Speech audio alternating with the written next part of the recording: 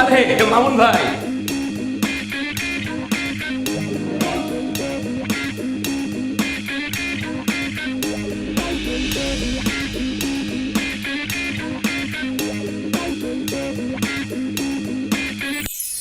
কি ব্যাপার মামুন? কাল তোমার কোনো খোঁজ নেই, এতবার ফোন দিলাম তুমি ফোন ধরলে না। এদিকে তুমি যে আসলে না এটা নিয়ে তোমার ভাবির সাথে আমার আরেক দফা ঝগড়া হয়ে গেল।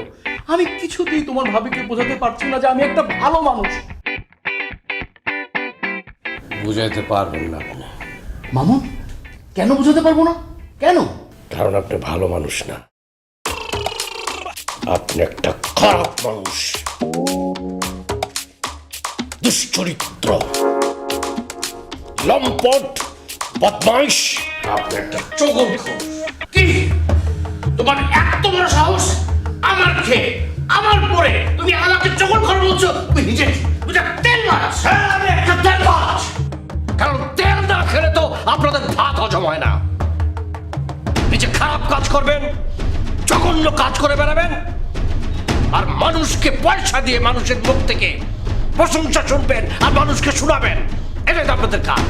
আপনাদের খায়েশ মেটানোর জন্য আমি তেলবাজি করেছি, অনেকেই করে, আর অনেক হয়েছে। আমার খায়েশ মিটে গেছে, কিন্তু আপনাদের খায়েশ মিটেনি। যত বড় মুখ না তত বড় কথা, চাষার বাচ্চা। তোর চাকরি আমি খেয়ে নিব, রাস্তা রাস্তায় ভিক্ষা করবি। আপনার চাকরিতে আমি থুততে লাথি মারি। আজকের থেকে আমি নিজের চাকরির ইস্তফা দিয়ে গেলাম।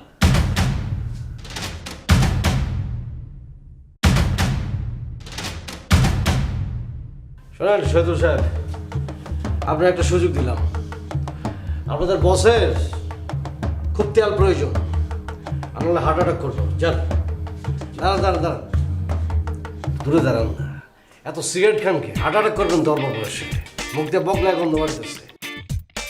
শোনেন সৈয়দ সাহেব, আপনার পারফিউমের গন্ধটা খুবই সুন্দর, কিন্তু আপনি কিন্তু দেখতে খুব একটা সুন্দর না। সুন্দর নাই খুব একটা। কি কেউ যদি আপনাকে বলে আপনি খুব হ্যান্ডসাম, দেখতে সুন্দর, আপনি গলে যাবেন না, তাহলে ঠকবেন। কারণ ওটা একটা ডাহা মিথ্যা কথা।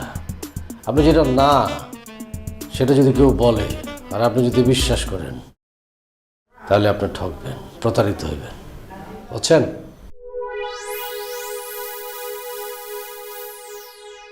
কি যাতা বলছেন? দেখুন আপনি তো লোকটা সুবিধার না। সেদিন তো ঠিকই আমাকে বললেন আমি অনেক স্মার্ট, আমি দেখতে সুন্দর। তেল দিয়েছিলাম, তেল তেল, এই জন্য বলছি। কিন্তু আজকে যেটা বলতেছি এটা একদম সত্যি, যা তাই বললাম। এই জন্য আজকে থেকে আমি আর আপনাদের প্রিয় মানুষ হতে পারবো না। আর শোনো বউ, তুমি যে গান গাও, জঘন্য গান, তোমার গান মোটেও সুন্দর না, ভালো না, তোমার গলা ভালো না। আর কেউ যদি বলে যে তোমার গলা ভালো, তাহলে উৎফুল্লিত হোক না, প্রতারিত হইবা।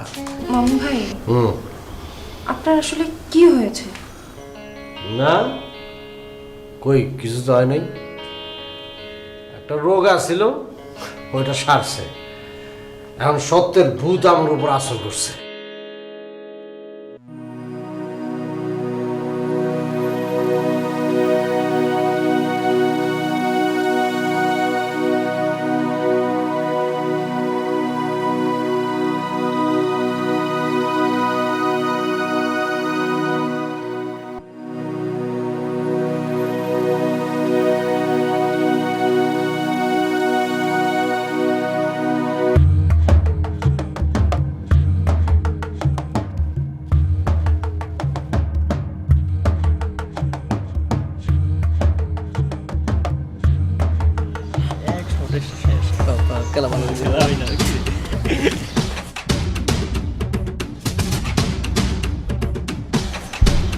মাল রানছস?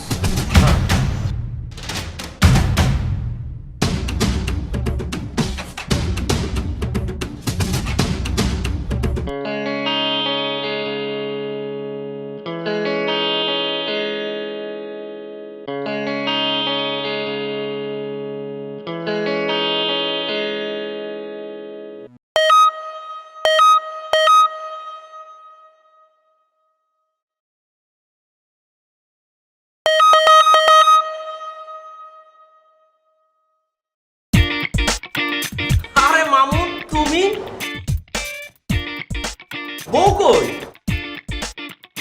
আমি তো এসে, আমার বউর দরকার কি? পরের বউ দেখতে খুব ইচ্ছা হয় না? মানে পরের বউ মানে?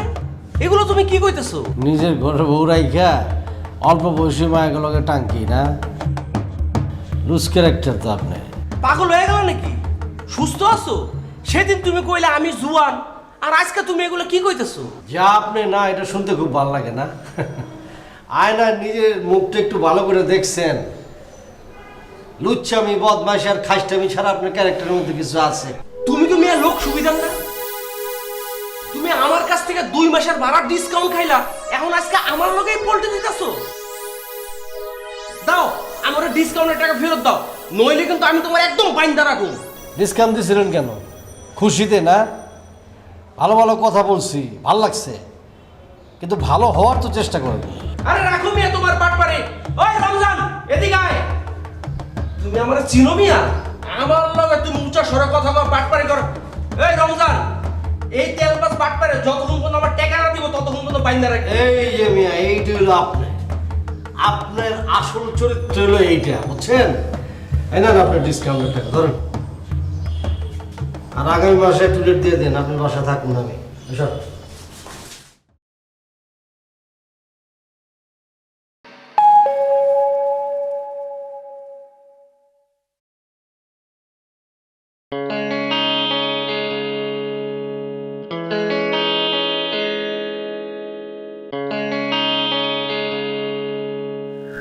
কই ছিলা তুমি সারাদিন?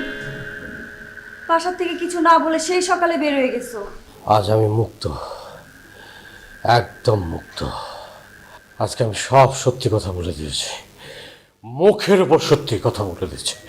যে যেমন, যার চরিত্র যেমন, আমি সেটাই বলেছি। খুশি করার জন্য, তেল মারার জন্য কোনো ধরনের কোনো বাড়িয়ে কথা বলিনি। তুমি আমাকে বলতে না, হ্যাঁ আমি কিন্তু শুনি নাই, কিন্তু আজ আমি সত্যি কথা বলছি। আমি অনুভব করছি সত্যি বলার যে কি আনন্দ, কি ভালো লাগা। আজ আমার যে কি ভালো লাগতেছে, আমি সব কথা মুখের উপর সত্যি কথা বলতে পারছি। এটা যে আমার কি ভালো লাগতেছে আমি তোমাকে বুঝাতে পারবো না। কিছু বোঝানো লাগবে না। কি করেছো একদিনে চেহারা তুমি? বসো। না রত্না, আজকে আমার মুক্তির দিন। আমি বলবো, আমি মন খুলে কথা বলবো, আমাকে তুমি বলতে দাও। সত্যি বলার আনন্দ থেকে তুমি আমারে বঞ্চিত করো না। আমি এটা ভালো করে বুঝতে পারছি। তেলবাজি করে আমি সুবিধা নিচ্ছি ঠিকই, কিন্তু কেউ আমাকে সম্মান করেনি, কেউ আমাকে ভালোবাসেনি, শুধু তুমি ছাড়া। তুমি কি আমাকে ভালোবাসবে? আমাকে ভালোবাসবে তো? এই দিনের অপেক্ষায় ছিলাম মামুন। আমি জানতাম একদিন তোমার চোখ খুলবে, কিন্তু সেটা যে এইভাবে কখনো ভাবিনি। আমাদের সাথে যা হয়েছে মনে করবো ভালোর জন্যই হয়েছে। আমি আমার বসকে মুখের উপর তার আসল চরিত্র উন্মোচন করে চাকরি ছেড়ে চলে আসছি। তারপরে কি তুমি আমাকে ভালোবাসবা? ডাল ভাত খাবো, তাও ব্যক্তিত্ব নিয়ে বাঁচবো মামুন। তেলবাজি করে ভালো ভালো খেতে চাই না। পারবে না মামুন? অবশ্যই পারবো, যদি তুমি আমার পাশে থাকো। আমি অবশ্যই পারবো রত্না। তুমি সত্যি অনেক ভালো মানুষ মামুন। এই রত্না, এখন তুমি কি আমাকে তেল মারতেছো নাকি?